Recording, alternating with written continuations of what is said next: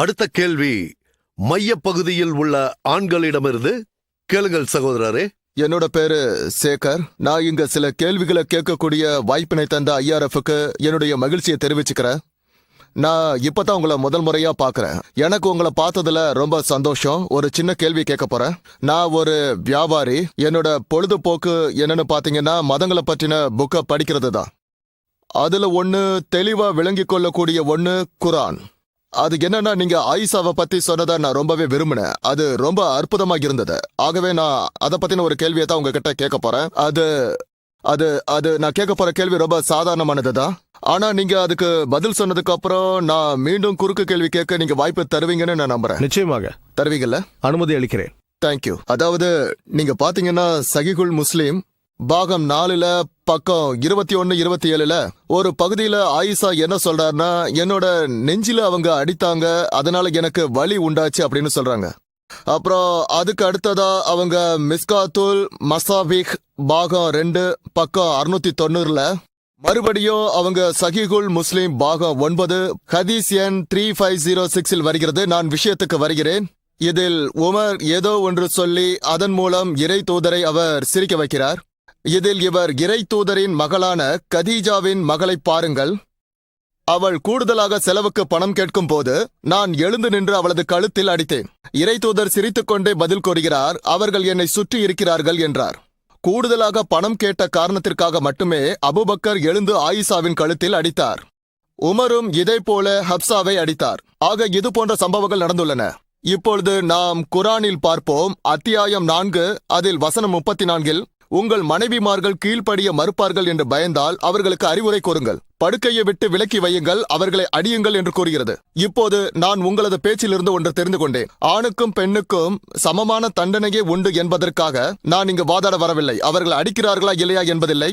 எனது கேள்வி, ஒரு ஆண் தவறு செய்கிறார் என்றால் பெண்ணிற்கான உரிமை என்ன? அப்படியென்றால் அவள் அவனை அடிக்கலாமா? சகோதரர் நல்ல கேள்வி கேட்டார். எனது பதிலுக்கு பின் குறுக்கு கேள்வி கேட்கும் வாய்ப்பினை அளிக்கிறேன். தேங்க்யூ. நீங்கள் கேட்கலாம். சகோதரர் சஹீஹ் முஸ்லிமிலும் மிஸ்காத்துல் மசாபியிலும் இருந்து கேள்வி கேட்டார்.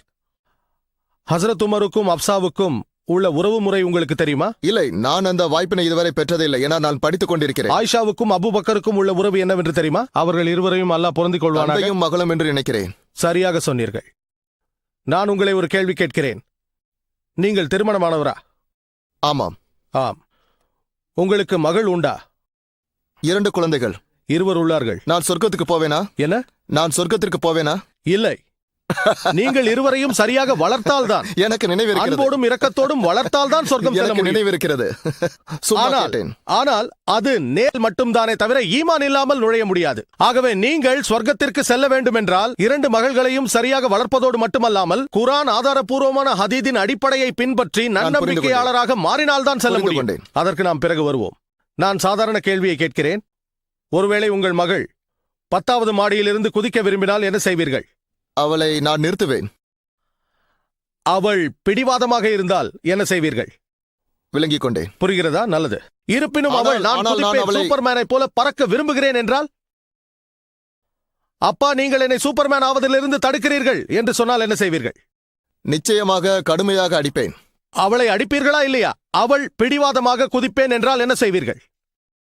இல்லை, நான் வேறொன்று கேட்க. சகோதரரே, நான் உங்களை கேள்வி கேட்கிறேன். 10வது மாடியிலிருந்து குதிக்க விரும்பினால் நான் அவளை அடிப்பேன். தேவைப்பட்டால் அடிப்பீர்கள். இல்லை என்றால், இல்லம்மா குதிக்காத, குதிச்சா தப்பாயிடும். இல்லப்பா நான் குதிப்பேன் அப்படி என்று சொன்னால் அடிப்பீர்கள்.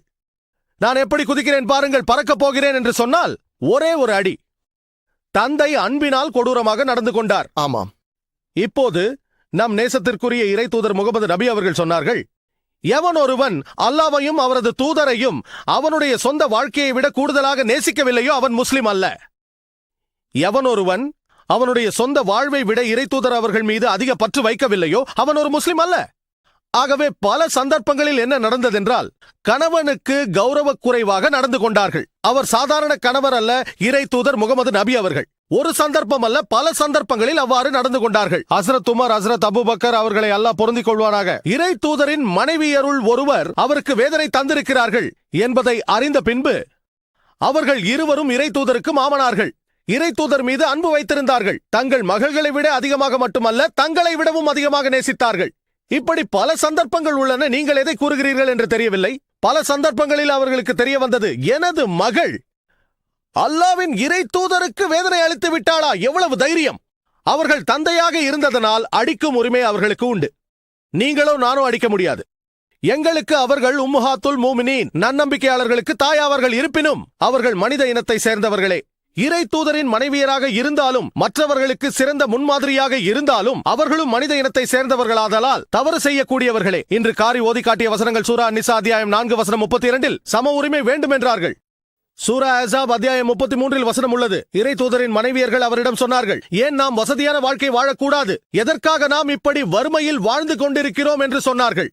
அப்போது அல்லாஹ் ஒரு வசனத்தை இறக்கினான். வேண்டுமென்றால் இந்த உலகின் அலங்காரத்தை நீங்கள் பெறலாம், ஆனால் சொர்க்கத்துக்கு செல்ல முடியாது என்றான்.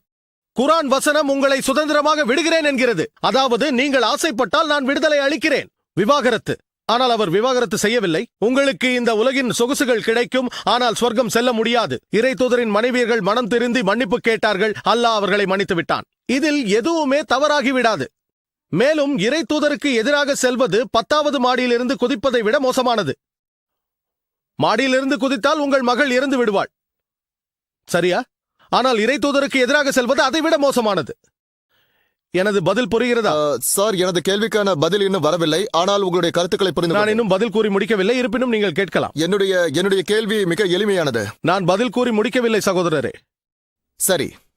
ஏனென்றால் உங்கள் கேள்வி 2 பிரிவானது. பிறகு நீங்கள் சூரா அன்-நிசா அத்தியாயம் 4 வசனம் 34 மேற்கோள் காட்டினீர்கள். மனைவியை அடிப்பது சம்பந்தமாக கேட்டீர்கள். அதற்கு பதில் கூற விரும்புகிறேன். இல்லை என்றால் நான் பாதி பதில் தான் அளித்தேன் என்பீர்கள். ஹதீதின் ஒரு பகுதிக்குத்தான் நான் பதில் அளித்திருக்கிறேன். 2வது பகுதி சூரா அன்-நிசா அத்தியாயம் 4 வசனம் 34 காரி அவர்களால் ஓதப்பட்ட வசனங்களுக்கு அடுத்து அந்த வசனத்தில் ஆண்கள் பெண்களை நிர்வகிக்க வேண்டியவர்களாக இருக்கிறார்கள். ஒருவேளை பெண்கள் அடங்கவில்லை என்றால் அவரிடம் பேசாதீர்கள். பிறகு படுக்கையை விட்டு ஒதுக்கி வையுங்கள். அப்படியும் அடங்காவிட்டால் அரபு சொல் தரபா என்கிறது மெதுவாக அடித்தல். அரபு சொல் தரபா என்பதற்கு மெதுவாக அடித்தல் என்று பொருள். இப்னு அப்பாஸ் அவரை அல்லாஹ் பொருந்திக் கொள்வானாக, முதலாவதாக மனைவியை அடிப்பதானால் முகத்தில் அடிக்காதீர்கள் என்றார்கள். இது முதல் குறிப்பு. 2வதாக, உங்கள் மனைவியை அடிப்பதானால் அவள் உடம்பில் எந்த தழும்பும் ஏற்படக்கூடாது. மேலும் உதாரணம் கூறினார்கள், மிஸ்வாக் எனும் பல் துளக்கும் குச்சியால் அடிக்கலாம். நவீன முறையில் கைக்குட்டையால் அடிப்பதைப் போல. கைக்குட்டை. நீங்கள் உங்கள் மனைவியை கைக்குட்டையால் அடித்தால் தழும்பு ஏற்படுமா? அது தாக்குவதாகாது. அத்தகைய செயல் இஸ்லாத்தில் அனுமதிக்கப்படவில்லை. உக்கிரமாக தாக்குவது என்றால் முகத்தில் ஓங்கி குத்துவது. தழும்பு ஏற்பட்டு மறையாத அளவுக்கு அடிப்பது. உங்களை ஓரிரு வாரங்களுக்கு அவர்களால் மறக்க முடியாது. இஸ்லாத்தில் மனைவியை தாக்குவது தடை செய்யப்பட்டுள்ளது. தரபா என்றால் மெதுவாக அடிப்பது. முதலில் அவரது தவறை சுட்டிக்காட்டுங்கள். பிறகு அவரிடம் பேசாதீர்கள். படுக்கையை விட்டு ஒதுக்கி வையுங்கள். பிறகு கடைசி எச்சரிக்கையாக அவர்களை மெதுவாக அடிக்கலாம். இப்போது நான் என்ன சொல்ல வருகிறேன் என்றால், எந்த தவறு செய்தாலும் தண்டனை ஒன்றாகத்தான் இருக்கும். தண்டனை ஒன்றுதான். மெதுவாக அடிப்பது தண்டனை அல்ல, வெறும் எச்சரிக்கையே. இதையே எதிர்மாறாக செய்ய முடியுமா? ஒரு மகள் தந்தையை அடிக்கலாமா? உங்கள் மகள் உங்களை அடித்தால் எப்படி இருக்கும்? நீங்கள் அதை விரும்புவீர்களா? இல்லை. ஏன்? சம உரிமை உள்ளதே. பதிலை பூர்த்தி செய்ய விடுங்கள். சம உரிமை பற்றி பேசினீர்கள். உங்கள் மகள் உங்களை அடித்தால் நீங்கள் விரும்புவீர்களா? இல்லை. இல்லை. சில சந்தர்ப்பங்களில் நீங்கள் மனநிலை பாதிக்கப்பட்டு வயதானவராகிவிட்ட பிறகு மாடியிலிருந்து குதிக்க முற்பட்டால் அவள் அடித்தால் ஏற்றுக்கொள்வீர்கள், சரியா? நீங்கள் இல்லை என்றாலும் நான் ஏற்றுக்கொள்கிறேன். எனக்கு உங்களுக்கு உதவி செய்கிறேன். உங்களுக்கு தெரியுமானால் என்னை புரிந்து கொள்ளவில்லை. உங்களுக்கு நான் உதவுகிறேன். புரிகிறது. உங்களுக்கு வயதாகி மனநிலை பாதிக்கப்பட்டிருந்தால், அப்போது நீங்கள் 10வது மாடியிலிருந்து குதிக்க முனைந்தால், தந்தையே அவ்வாறு செய்யாதீர்கள் என்று உங்கள் மகள் கூறுவார். அடிக்கவும் நேரிடலாம். உங்கள் உயிரை காப்பாற்ற அதை ஏற்றுக்கொள்வோம். அதைப் போலவே கணவன் மனைவிக்கு ஒரு எச்சரிக்கையை செய்கிறான். அதையே மனைவியும் செய்தால் அதன் விளைவு என்னவாகும்? யோசித்து பாருங்கள். பருமனானவர், ஒரு பலம் வாய்ந்த பாடி பில்டர் உங்களிடம் வந்து உங்களுடன் மோதினால் என்ன செய்வீர்கள்? ஒரு மெலிந்த நபர் வந்தால் அவரை அடிப்பீர்கள்.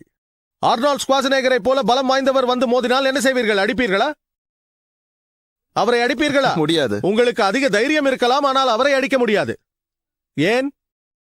இதைப் போலவே அல்லாஹ் கூறுகிறான், முன்பு கூறப்பட்ட வசனங்களில் ஆண்களுக்கு பெண்களை விட கூடுதல் சக்தி தரப்பட்டுள்ளது. ஆகவே உடல் ரீதியான எச்சரிக்கை, சங்கேதக்குறியான எச்சரிக்கையை ஒரு ஆண் பெண்ணுக்கு தரலாம், ஆனால் பெண்ணால் ஆணுக்கு தர முடியாது. பெண்ணால் முடியாது. அதே நேரத்தில் வேறு வகையில் அவள் செய்யலாம். இதையே அதாவது ஒரு உதாரணத்துக்கு, அவள் வீட்டில் சமைக்க வேண்டுமானால் சந்தைக்கு சென்று பொருட்களை வாங்குவது கணவனின் கடமை. சமைக்க இயலாது என்று கூறலாம். பொருட்களை தரவில்லை என்றால் சமைக்க முடியாது என்று எதிர்க்கலாம். அதில் தவறில்லை. சமைக்க முடியாது என்று எதிர்க்கலாம்.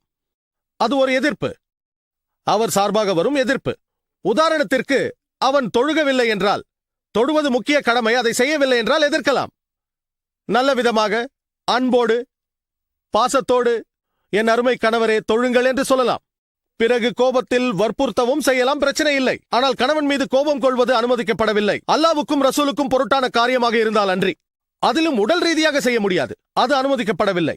உடல் ரீதியாக செய்தால் எதிர்த்தாக்குதலுக்கு காரணமாகும், பிரச்சனைக்கு தீர்வாகாது. உங்கள் மனைவி உங்களை அடித்தால் சும்மா விடுவீர்களா? போகட்டும் விடு என்று விட்டுவிடலாம். ஆகவே இங்கு அடித்தல் என்பது எச்சரிக்கை குறியீடு என்பதை புரிந்து கொள்ளுங்கள். மேற்கத்திய ஊடகங்கள் என்ன செய்கின்றன? மனைவியை தாக்குவது என்று படம் பிடித்து காட்டுகின்றன. ஆனால் அப்படி இல்லை, உங்களுக்கு ஹதீதுகளும் தெரியும். ஆகவே இந்த காரணங்களால் இஸ்லாம் சிறந்த வாழ்க்கைக்கு வழிகாட்டி உங்கள் மனைவியருடன் எப்படி வாழ வேண்டும் என்று காட்டித் தருகிறது. இதுவே உங்கள் கேள்விக்கு பதில். எதிர்கேள்வி ஏதேனும் இருந்தால் நீங்கள் கேட்கலாம். ஆமாம், குறிப்பாக 2 கருத்துக்கள். முதலில் நீங்கள் என்னிடம் கூறினீர்கள் தரபா என்றால் தட்டுதல் என்பதாகும். ஆனால் நான் இதை அகராதியில் பார்த்ததிலிருந்து இந்த வார்த்தை இத்ரீப் என்ற சொல்லிலிருந்து வந்ததாகும். இது அரபிக் சொல்லில் 2 விதமாக உபயோகப்படுத்தப்படுகிறது. ஒன்று, அடிப்பதற்குரிய சொல் இத்ரீப். இது தரபா என்ற சொல்லிலிருந்து பெறப்படுகிறது. முதலாவது கவிதையால் தாக்குதல், இரண்டாவதாக குரானில் 12 இடங்களில் காணப்படுகிறது. என்ன சொன்னீர்கள்? அதாவது கவிதை மூலம் தாக்குதல். என்ன தாக்குதல்? ஒரு கவிதை மூலம் தாக்குதல். இல்லை என்றால் கவிதை மூலம் தாக்குதல். கவிதை மூலமாக தாக்குதல், உருவகம் சார்ந்து தாக்குதல். இரண்டாவது பகுதி அது உடல் ரீதியாக தாக்குதல். இது மீண்டும் சூரா 8 மற்றும் 12 வருகிறது. அதில் ஒரு பகுதியில் வானவர்கள் அவர்களின் தலையில் தாக்கினார்கள், அதேபோல் அவர்களின் விரல்களையும் தாக்கினார்கள்.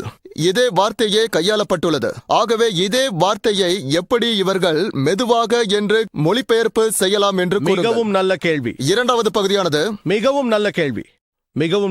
இரண்டாவது பகுதியானது நாம் மீண்டும் சஹீஹுல் புகாரிக்கு வருவோம். சஹீஹுல் புகாரி பாகம் 7 ஹதீஸ் எண் 715.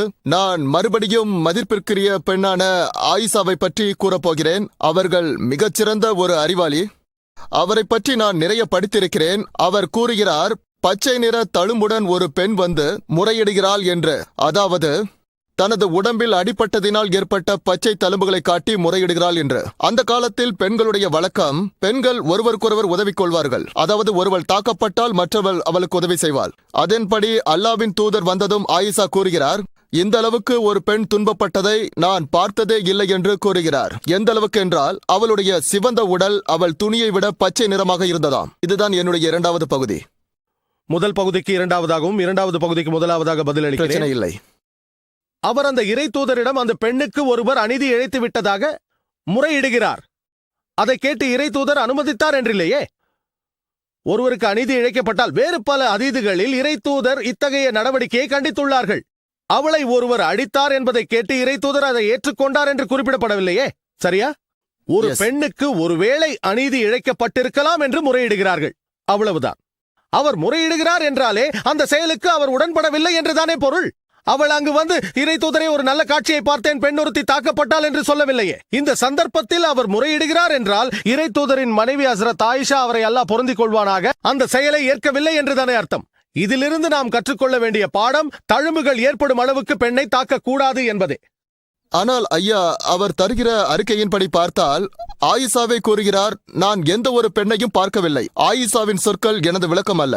நான் நன்னம்பிக்கை உள்ள எந்த ஒரு பெண்ணையும் இவரை விட பாதிக்கப்பட்டு பார்க்கவில்லை என்று கூறுவதிலிருந்து என்ன தெரிகிறது என்றால், முகமது காலத்தில் பெண்கள் மிக மிக மோசமான நிலையில் இருந்திருக்கிறார்கள் என்பதைத்தான் இது காட்டுகிறது. அதீதுகளில் நன்னம்பிக்கை கொண்டவர்களில் ஹஸ்ரத் பிலாலை போல வேதனை அடைந்தவர்களை நான் பார்த்ததில்லை என்று சொல்லப்படுகிறது. என்ன விதமான வேதனை அடைந்தார்? அவருடைய எஜமானன் அவரை சித்திரவதை செய்தார். ஒரே இறைவன் என்று கூறாதே, நான் உன்னை விட்டு விடுகிறேன் என்று சொன்னான். பிலால் அவரை அல்லாஹ் பொருந்திக் கொள்வானாக மறுத்தார்கள், சாகவும் துணிந்தார்கள். ஒருபோதும் நான் அல்லாவை மறுக்க மாட்டேன் என்றார்கள். நான் லா இலாஹ இல்லல்லாஹ் முஹம்மது ரசூலுல்லாஹ் என்று கூறிக்கொண்டிருப்பேன் என்றார்கள். அல்லாவை தவிர இறைவன் இல்லை, முகமது நபி அவர்களே இறை தூதர். அவர் வேதனையை ஏற்றுக்கொண்டார். இதை பார்த்து நான் ஹஸ்ரத் பிலால் ஒரு நன்னம்பிக்கையாளர், ஆகவே சித்திரவதைக்கு உட்பட்டார் என்று சொல்ல முடியாது. பிலால் அவரை அல்லாஹ் பொருந்திக் கொள்வானாக, அவருக்கு இழைக்கப்பட்ட கொடுமைகள் தவறுதான், சரியானது அல்ல. அவர் நன்னம்பிக்கையாளராக வேதனையை ஏற்றுக்கொண்டார். ஆகவே இந்த சந்தர்ப்பத்தில் நாம் சூழலை பார்த்து விரிவுரையை அணுக வேண்டும், ஃபத்துல் பாரியை பார்க்க வேண்டும். அந்த பெண் யார்?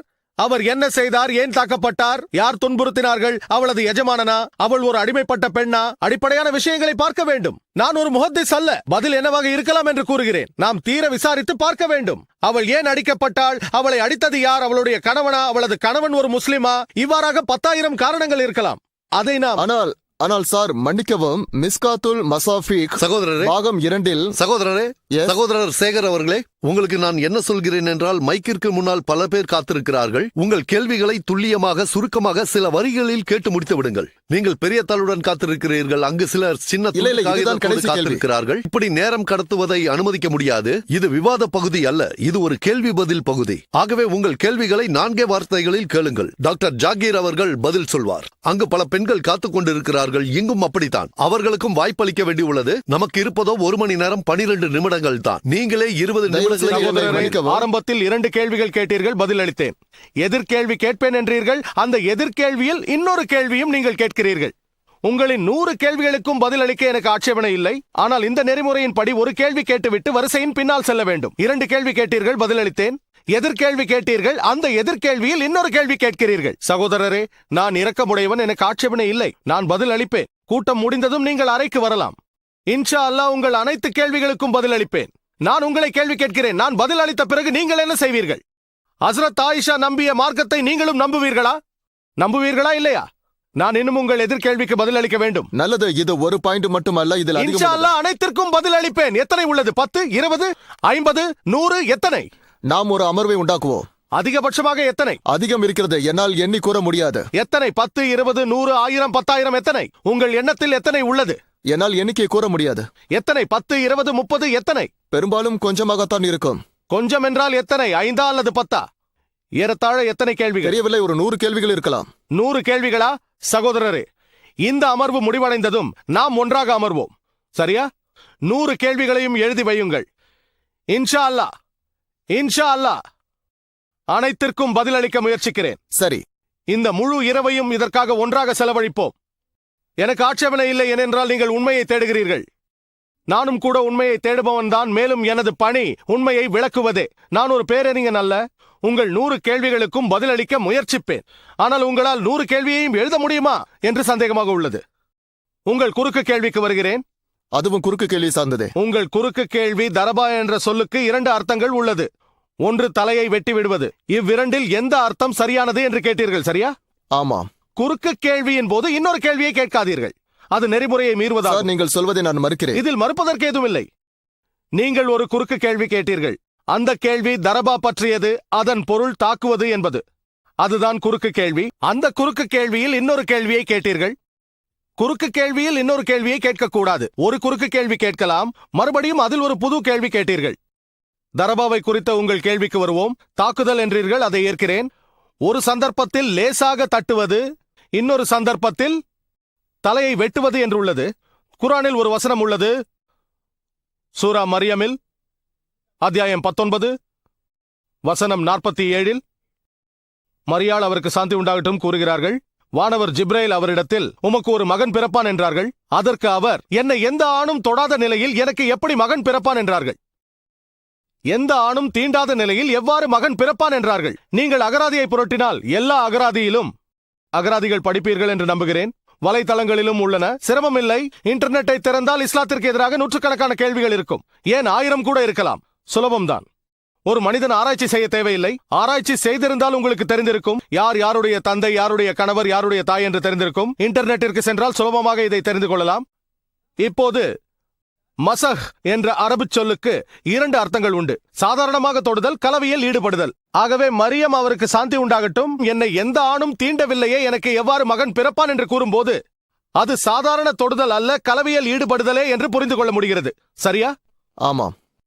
இதை போன்றே திருக்குரானில் பல வசனங்கள் உண்டு. 2-3 அர்த்தங்கள் இருந்தால் 2மே சரியாக இருக்கலாம், அல்லது 1 சரியாக இருக்கலாம். அதிக தகவலை பெற ஹதீதிற்கு செல்ல வேண்டும். ஹதீதுகள் குர்ஆனுக்கு விளக்க உரையாகும், சரியா? ஒரே வார்த்தை 2 அர்த்தங்களை கொண்டால் ஒரு வசனத்தில் 1வது அர்த்தம், அடுத்த வசனத்தில் 2வது அர்த்தம். ஹதீஸ் தான் அதற்கான விளக்கம். ஆகவே நாம் ஹதீஸின் அடிப்படையில் சூரா அன்-நிசா அத்தியாயம் 4 வசனம் 34 பார்க்கும்போது தரபாவை பற்றி இறை தூதர் கூறுகிறார்கள், நீங்கள் முகத்தில் அடிக்க வேண்டாம், அடையாளம் பதியுமாறு அடிக்க வேண்டாம், ஒரு பல் துலக்கியால் அடியுங்கள். நான் பதில் அளித்தேன், ஆனால் நீங்கள் உங்கள் குறிப்புகளின் மீது கவனம் செலுத்திக் கொண்டிருந்தீர்கள். எனது பதிலை மறந்துவிட்டீர்கள். எனது பதிலை கேட்டிருந்தால் 2-3 அர்த்தங்கள் இருக்கும்போது எல்லா அர்த்தங்களும் சரியாக இருக்க முடியாது. ஒருவேளை 1 சரியாக இருக்கலாம், 2 சரியாக இருக்கலாம், 3மே சரியாக இருக்கலாம். இறை தூதர் என்ன சொல்கிறார்கள் என்று பார்க்க வேண்டும். குர்ஆன் கூறுகிறது, அத்தியுல்லா அத்தியுர் ரசூல், அல்லாவிற்கும் இறை தூதருக்கும் கீழ்ப்படிய வேண்டும். ஆகவே 2-3 அர்த்தங்கள் வந்தால் ஹதீஸ் பக்கம் செல்லுங்கள். இறை தூதர் வசனத்திற்கு எப்படி அர்த்தம் செய்திருக்கிறார்கள் என்பதை அறிவீர்கள். அங்கு தலையை வெட்டுங்கள் என்று கூறியிருந்தால் அதன் பொருள் அதேதான். இங்கு மெதுவாக அடியுங்கள் என்று உள்ளது. ஆகவே நீங்கள் குர்ஆனின் விளக்க உரையான ஹதீசுகளை அறிந்திருந்தால், ஆதாரபூர்வ ஹதீசுகளை அறியாமல் இஸ்லாத்தை தெரிந்து கொள்ள முடியாது. ஆகவே இறை தூதர் அவர்கள் மெதுவாக அடியுங்கள், பல் துலக்கியால் அடிப்பதைப் போல, முகத்தில் அடிக்காதீர்கள், அடையாளம் பதியுமாறு அடிக்காதீர்கள், இப்படியெல்லாம் கூறி ரசூல் அவர்கள் வழிகாட்டுகிறார்கள். ஆகவே நிச்சயமாக குர்ஆனுக்கு அடுத்ததாக நீங்கள் ஆதாரபூர்வமான ஹதீதுகளை பின்பற்ற வேண்டும். இதுவே எனது பதில். இன்ஷா அல்லாஹ் உங்களுக்காக காத்திருப்பேன். 10 மணிக்கு மேல் எனது அறையில் காத்துக் கொண்டிருப்பேன் இன்ஷா அல்லாஹ். சரியா சகோதரரே? Thank you. 2 மகள்கள் இருப்பதாக கூறினீர்கள். 2 மகள்கள் இருக்கிறார்கள், அத்துடன் ஒரு மகன் இருக்கிறான். மகனா? ஆனால் மகன் சொர்க்கத்திற்கு கூட்டி செல்வான் என்ற ஹதீத் இல்லை. நேர்வழி நடக்கும் இறை பக்தி உள்ள மகன் உங்களுக்கு இருந்தால் இன்ஷா அல்லாஹ் அவன் மூலமாகவும் சொர்க்கத்தை அடையலாம். நான் விரும்புகிறது உங்களிடம் நற்குணங்கள் மட்டும் அல்லாமல் உங்களிடம் விசுவாசமும் இருக்க வேண்டும். ஸ்வர்க்கத்திற்கு செல்ல நன்னம்பிக்கை இருக்க வேண்டியது மிகவும் முக்கியம். உங்களுக்கு ஸ்வர்க்கம் செல்ல வேண்டும் என்ற ஆர்வம் இருப்பதனால் உங்களுக்காக இன்ஷா அல்லாஹ் தூய்மை மிக்க அல்லாஹ்விடம் பிரார்த்திக்கிறேன்.